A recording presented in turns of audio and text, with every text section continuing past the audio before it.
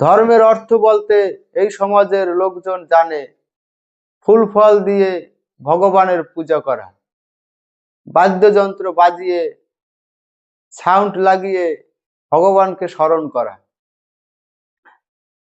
সমাজের নিয়ম রীতি, কুপ্রথা, কুব্যবস্থা, কর্মকাণ্ড, তারপরে সমাজের নিয়ম রীতি পালন করা, তাই মনে করে ধর্ম। কিন্তু বাস্তবতা হলো ধর্মের অর্থ নিয়ম রীতি, অন্ধভক্তি, কর্মকাণ্ড, অন্ধবিশ্বাস এসব না। ধর্মের মূল অর্থ হলো আত্মজ্ঞান, চেতনার জাগরণ, মানে নিজেকে জানা। আত্মজ্ঞান যখন অর্জন করবে তোমাকে লোভ, লালসা, অহংকার থেকে মুক্ত করে দেয়।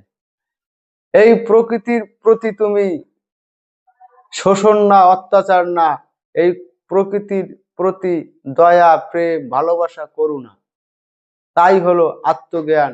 সেই আত্মজ্ঞানই হলো ধর্ম।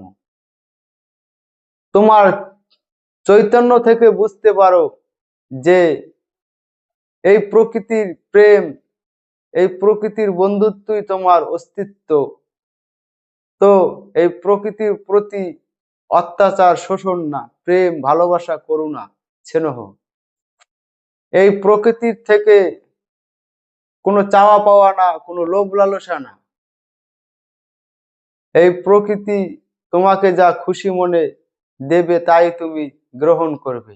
এই সত্যকে জানা, এই সত্যকে বোঝাই হলো আত্মজ্ঞান।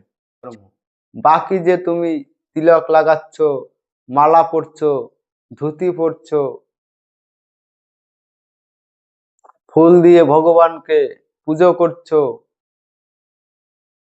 ফল দিচ্ছ ভগবানকে খেতে, মন্দিরে যাচ্ছ, কিন্তু কেন যাচ্ছ তা তুমি জানোই না, তা তোমার ধর্ম না, তা তোমার সমাজ ব্যবস্থার এক মাধ্যম। সমাজ ব্যবস্থার নিয়ম রীতির সাথে ধর্মের কোনো সম্পর্ক নেই। ধর্ম তোমাকে সমাজ ব্যবস্থা, নিয়ম রীতি, কর্মকাণ্ড শেখায় না। ধর্ম তোমাকে আত্মজ্ঞান, নিজেকে জানতে শেখায়, বুঝতে শেখায়। তো সেই আত্মজ্ঞানই হলো ধর্ম।